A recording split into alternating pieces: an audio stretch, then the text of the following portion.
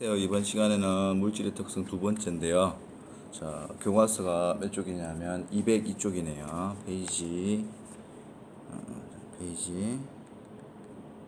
202페이지에 제목이 02 물질이 뜨고 가라앉는 성질 돼 있네요. 밀도네요, 맞죠? 물질이 뜨고 가라앉는 성질입니다. 물질이 뜨고 가라앉는 성질. 그러니까 다른 말로 여기 오늘 배울 거 너무 제목이 오른쪽으로 갔네요. 밀도입니다. 밀도. 자, 같이 공부해 볼게요. 자, 밀도라고 하면은 우리가 저번에 물질의 특성이니까 큰 단원이 이번 시간에 이번 단원에서 배우게 되는 물질의 특성이 뭐 있는지 그거 보고 처음에 나오는 게 이제 밀도는 거니까 그러면 크게 봐서 이번 시간에 이번 단원에서 배우는 게 뭔지 한번 보면은 물질의 특성인데 물질의 특성 중에 중학교에서 다루고 있는 게 뭐가 있냐 교과서 앞에서 한번 보니까요 뭐 있냐 하면 지금 첫 번째로 나오는 게 우리 교과서에 밀도가 나오고요. 밀도. 그 다음에 두 번째 용해도. 녹는 거. 얼마나 잘 녹는가. 용해도. 그 다음에 끓는 점. 그리고 녹는 점. 녹는 점 어느 점 거의 같죠. 순물질은. 녹는 점 어느 점. 이런 것 등등등등이 물질에 특성하는데 우리가 처음으로 첫 단원에서 나온 거는 여기 물질에 뜨고 가라앉는 거 밀도에 대해서 이번 시간에 공부를 하게 된다는 거예요. 밀도에 대해서. 그러면 이번 시간에 여러분들 수업하고 나서 알아야 될 거 뭔지 한번 공부할지 한번 짚어볼게요. 그리고 크게 밀도가 이건 우리가 다뤘으니까 밀도가 물질의 특성임을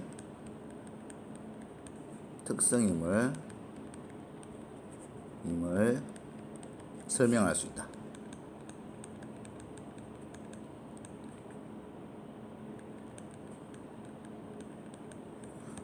밀도 물질의 특성이죠. 그래서 구분할 때도 쓸 수 있고 좀 이따 처음 해볼 거고요.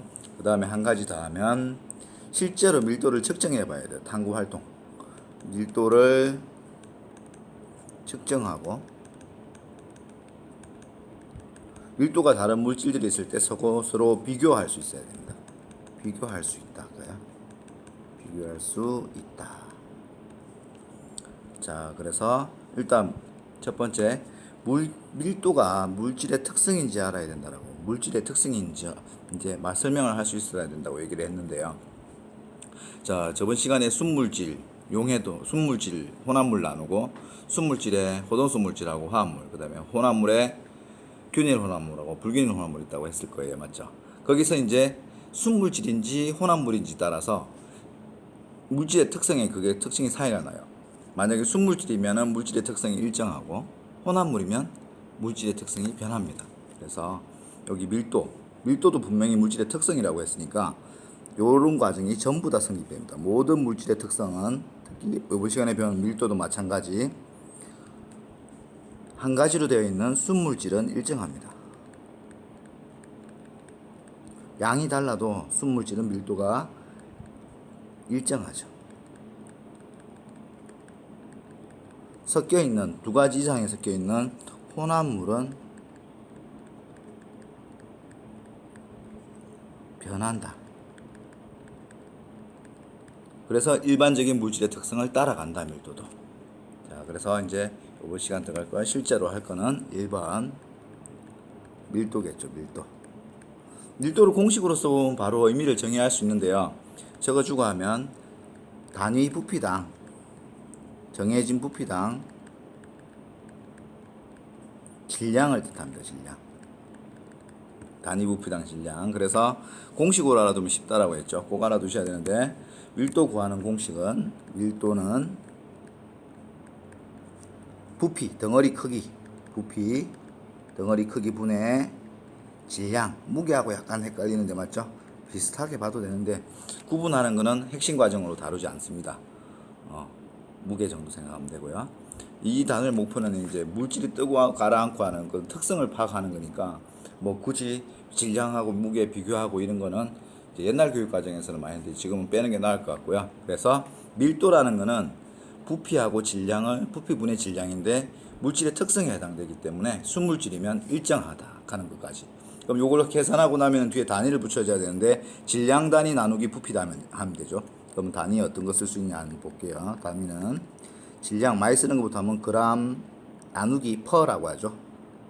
세제곱 센티미터, 그람 퍼 세제곱 센티미터 많이 쓰고요. 가로 세로 높이 1m 정육면체 속에 몇 그람이나 들어가 있는가 이런 거죠. 그러면 또 그람 퍼 밀리리터도 있고요. 액체로 되어 있겠죠. 또 킬로그램 퍼 세제곱미터 이런 거 등등등등 많이 쓸 수 있어요. 일단 공식 알아두시고 그럼 실제로 이제 두 번째에서 밀도를 측정해 본다 했습니다. 밀도를 측정해 보겠습니다. 두 번째. 그래서 밀도에 관해서 이제 하는 거니까 번호를 어떻게 붙이지? 첫 번째 밀도가 밀도의 작은 거 과정이니까 동글뱅이 1번 할까요? 동그라미 1번 여기 할까요? 동그라미 1번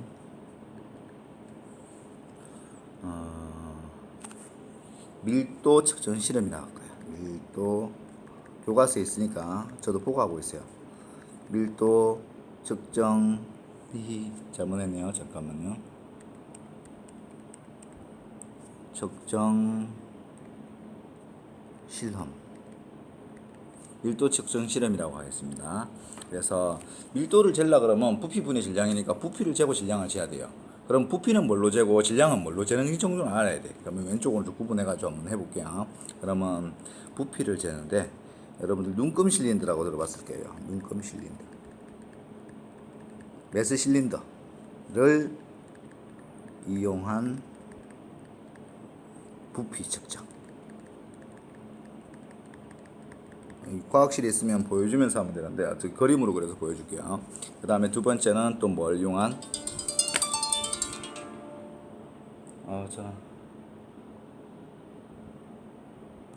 윗접시 저울을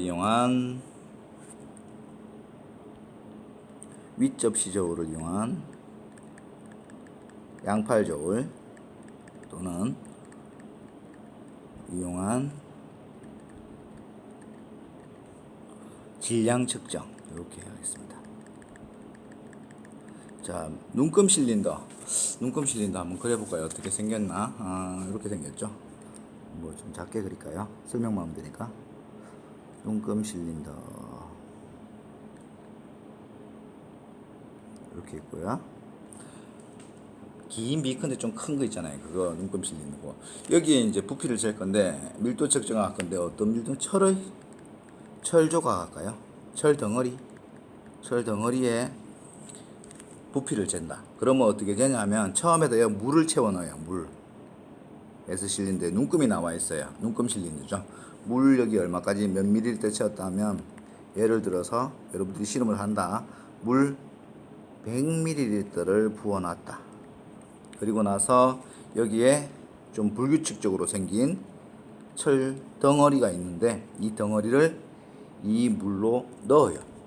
이 철 덩어리 노란 철 덩어리가 있는데 이 철 덩어리를 물 속으로 넣습니다. 넣게 되면 물의 양이 어떻게 되겠어요? 처음보다 이렇게 올라가겠죠. 물의 양이 늘어나겠죠. 이 금속 조각이 들어가게 되면서 우리가 철 덩어리가 들어가면서 이렇게 올라가요. 물 높이가 이렇게 올라가겠죠.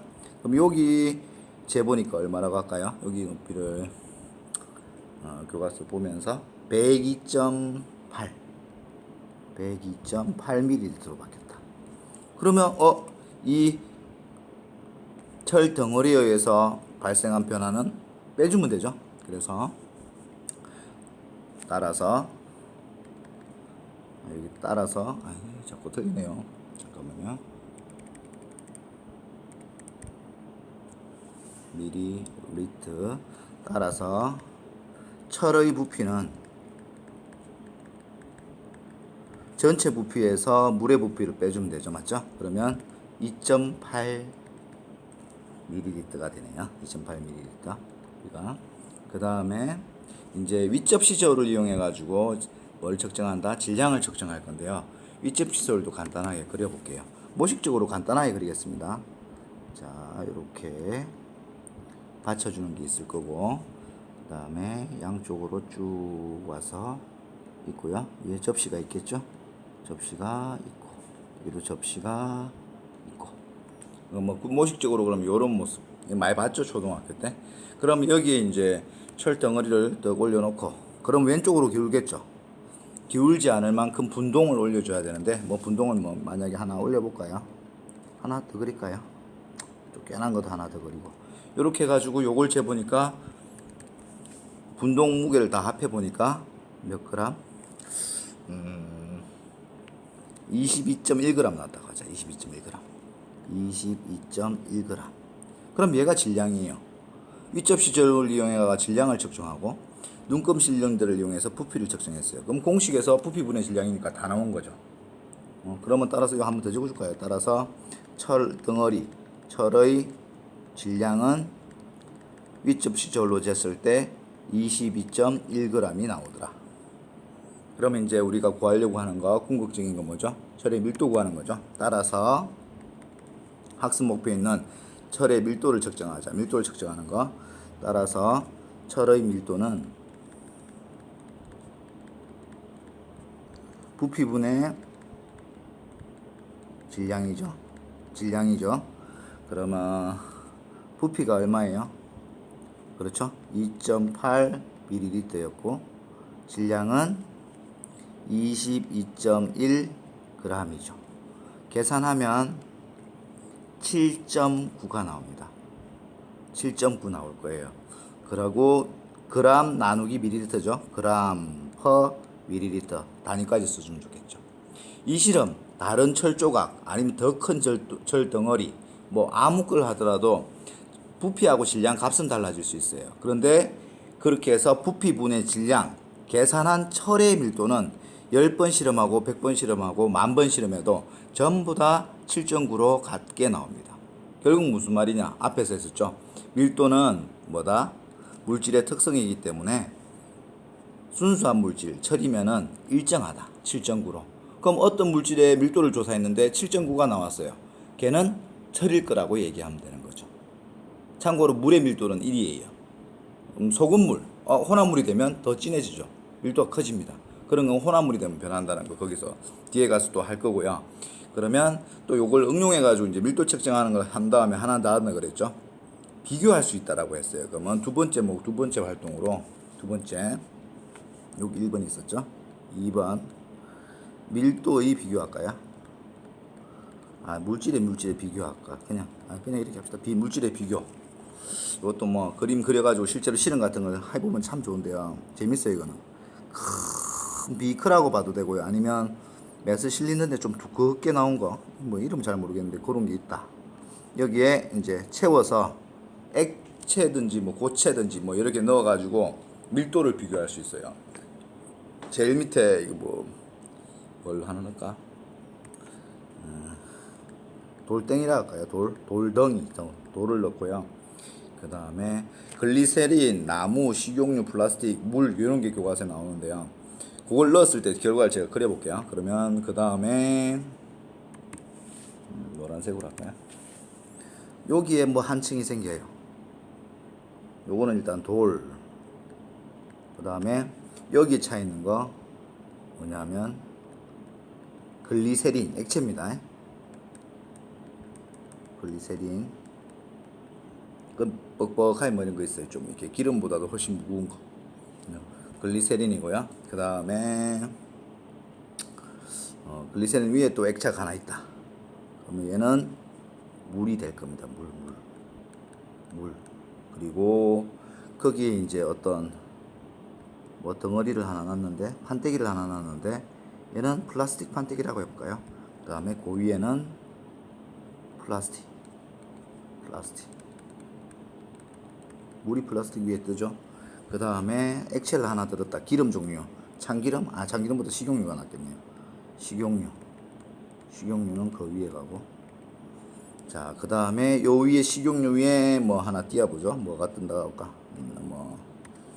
이렇게. 이거 뭐라 할까요? 나무 자른 거라 할까요? 이거는 나무. 얘를 막 뚜껑을 막아가지고 막 흔들어요. 그리고 나서 막 섞이겠죠. 좀 시간을 지나서 놔두면 다시 이 상태도 그대로 됩니다. 이건 뭐냐면 밀도 때문에 그래요. 초등학생들한테 물어보면 아주 작은 쇠구슬하고 큰 스타이로폼 통하고 있으면 어떤 게 질량이 크니 이렇게 물어보면 전부 다 큰 스타이로폼이 더 크다 그래요. 근데 이걸 갖다가 이제 물에 탁 놓으면은 쇠구슬은 깔아앉고 스티로폼은 뜨거든요. 그러면 그걸 보고 애들이 이상하게 생각해요. 더 무거운데 왜 뜨지? 들어보면 작은 쇠구슬은 가볍고 그다음에 큰 스티로폼 통은 무겁거든요. 근데 실제로 물에 넣었을 때는 쇠구슬이 가라앉고 그게 가라앉다. 그러면서 이제 밀도를 생각하면 되는데 밀도는 부피분의 질량이에요. 그래서 뭐 할수록 밀도가 클수록 어디로 간다? 아래로 간다는 거 알면 돼요. 밀도가 클수록 아래로 간다. 반대는 뭐 작을수록 위로 간다. 헬륨 풍선 밀도가 작아요, 위로 가요. 헬륨 기구 마찬가지겠죠. 더운 공기 부피분의 질량인데 질량이 같은데 부피가 커져요. 분모가 커지니까 밀도 값이 줄어들죠. 그럼 더운 공기를 넣으면 올라가요. 열기구겠죠. 그런 것들이 다 해당되는데요. 그럼 여기서 여러분이 이제 분석을 해볼게요. 밀도 크기를 비교하라 했으니까 밀도는 누가 제일 크다? 한번 정리해 볼까요? 누가 제일 클까요? 그렇죠. 제일 밑에 있는 돌이 밀도가 제일 커요. 왜 바로 표시할까요? 돌이 제일 크고 그 다음 글리세린, 그 다음 물, 그 다음 플라스틱, 그 다음 식용유, 그 다음 나무입니다. 돌이 제일 크고 아래에 있는 것으로 크다. 이렇게 좀 헷갈리나요? 한번 적어줄까요? 자, 그래서 돌이 제일 크고 그 다음 글리세린이 크고 그 다음에 물이 크고 그 다음에 플라스틱 작다라고 해야 되죠. 그 다음에는 식용유, 나무죠. 어떤 친구들 나중에 시험 공부할 때 되면 이 순서를 외우는 친구들이 있는데요. 외울 필요가 없죠. 여기서 탐구 목표는 뭐냐면 밀도는 부피분의 질량이기 때문에 밀도가 클수록 아래로 간다. 물이 1인데 물 1보다 크면 아래로, 1보다 작으면 위로, 이런 식으로 이 그림 자체가 자료로 나와요. 그걸 보고 아래에 있는 게 밀도가 크다는 것만 분석해내면 되지 이 순서를 외울 필요는 없습니다. 그리고 하나만 마지막으로 더 할게요. 시간이 조금 뭐 그렇게 많이 걸린 건 아니니까 지금 빨리 한다고 하고 있어요. 세 번째 마지막입니다. 이제 실제 지금 2015 교육과정 들어오면서 실제 생활에서 쓰는 걸 많이 예의를 다루기 때문에 해주려 하는데요. 그럼 생활성 밀도. 생활 속에서 밀도를 이용하는 거. 쌤 생각나는 게 뭐 있죠? 그렇죠. 잠수부가 물속에 잠수를 해야 되는데 소금기가 있어 놓으니까 사람이 자꾸 뜰라 그래요. 깊이 더 빨리 들어가야 되는데. 그래서 잠수부 아저씨들이 허리에 납 엄청 무겁죠. 밀도가 엄청 커요. 납 덩어리를 허리에 차고 들어가요. 그럼 쉽게 들어갈 수 있습니다. 그래서 잠수부 납등이라고 간단하게 쓸게요. 그리고 또 얘의 구명조끼 있죠. 바다니까. 구명조끼는 공기를 넣어가지고 부피를 크게 한 거죠. 그래서 밀도를 작게 한 거예요. 맞죠? 밀도를 작게 해가지고 뜨게 하는 거죠. 그래서 사람이 물에 안 빠지게 하는 거예요. 그 다음에 실제 우리 생활에서 또 이거 있겠네요. 경보기, 가스 누출 경보기네. 가스 경보기라고 하면 되는가? 가스 경보기가 종류가 두 개 있는데요. LNG, 뭐 액화 천연가스인지 뭐 그런 거 잘 몰라요. 그 다음에 알 필요 없고요. 그 다음에 일반 공기 우리가 마시는 거. 그 다음에 LPG 있으면 LPG는 공기보다 밀도가 커요. 그리고 LNG는 공기보다 밀도가 작아요. 그럼 LNG는 유출되면 어디로 가겠어요? 공기보다 밀도가 작으니까 위로 가겠죠. 그래서 LNG는 어디에 설치한다? 경보기를 위에 설치합니다. 천장 쪽에 설치해요. 위쪽에. 그런데 반대로 LPG는 공기보다 밀도가 커서 가라앉겠죠. 어디에 설치해야 삑삑삑삑 울겠어요? 그렇죠? 아래에 설치합니다. 아래. 이렇게 설치해야만이 경보기가 작동해서 폭발의 위험성을 감소시킬 수 있죠. 만약 이걸 거꾸로 설치하면 만약에 LNG를 밑에 설치했어요. LNG는 공기보다 밀도가 작아서 LNG 가스가 위에 꽉 차 있는데 밑에 있는 경보기가 울지 않겠죠. 그러면 불을 피우는 순간 빵 터져버립니다. 그리고 얘기한 아까 뭡니까?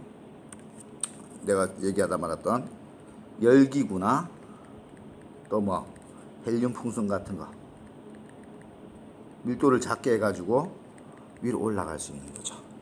이렇게 해서 여러분들이 오늘 할 거를 다 한 거예요.